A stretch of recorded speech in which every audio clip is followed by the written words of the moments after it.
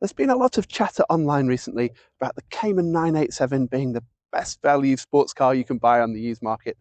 I jumped in with both feet and bought one about 9 months ago, long enough for the honeymoon period to be well and truly over. So in this video, I'm going to bring you the best bits and the worst bits of living with a 19-year-old sports car. Don't worry, it's not going to be a fluffy, it's amazing to drive video. This is the real life practicalities we're talking about. I'm David, welcome to Autobunker.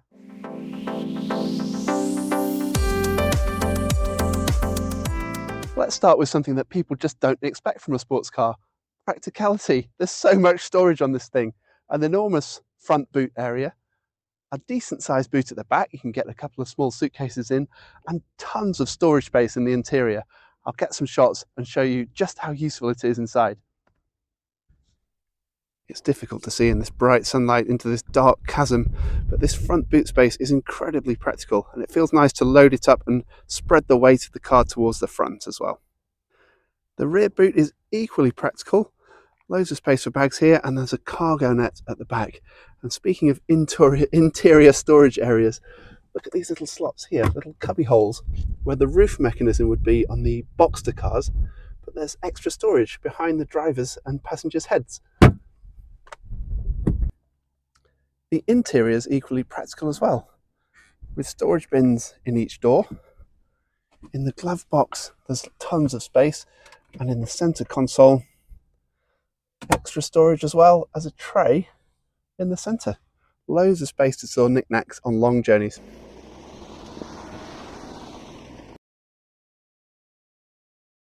One thing that has really pleased me is just how well the interior of this car is holding up. For a nearly 20-year-old car, there's no squeaks and rattles. Everything is resilient, it doesn't seem to scratch. The leather is in brilliant condition. I've been so pleased with the quality feel of this interior for a second-hand car. One interior problem is that the heater switches degrade, the decals and the coating goes sticky. They all do that, sir, I'm afraid, and it's a simple fix which I'll be doing in the new year. You can see my car has the Porsche official aftermarket PCCM Plus upgrade.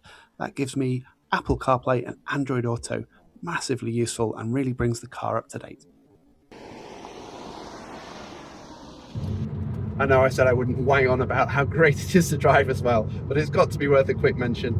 Beautifully weighted steering, the visibility is great, the glass line's low all around, the chassis is so nimble. Once you've got it loaded up and weighted onto the rear wheel in a corner, the traction and the grip coming out is really something else. The brakes are solid, they need a good push, but they're powerful when you need them. Yeah, it really has been a proper sports car experience getting to know this car. One of the inevitable problems about owning a low-slung sports car with the nose low to the ground is unfortunately stone chips. I've already had the bumper, the bonnet and the front wings resprayed since I owned it, and there's a few chips coming back already. But you know, if you want to drive these cars, use them in the traffic in the real world, that's just the price of playing the sports car game, I think. Unfortunately, these cars, the Caymans, do seem pretty prone to it though. One area that chips and then corrodes is the leading edge of the front sill. The sills are all metal on the Caymans, so check this if you're having a look at one.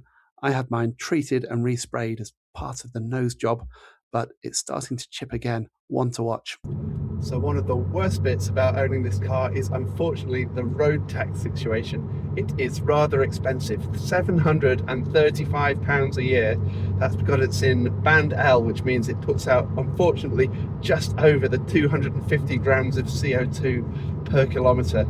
It's an expensive price to pay, but I think it's worth it, and most other powerful engine cars from that era of the mid-2000s unfortunately are going to come with the same hefty tax bill. Going some way to offset that rather large road tax bill is the insurance though. My policy for a whole year was under £300. I think that was with 5,000 miles as well. Great value.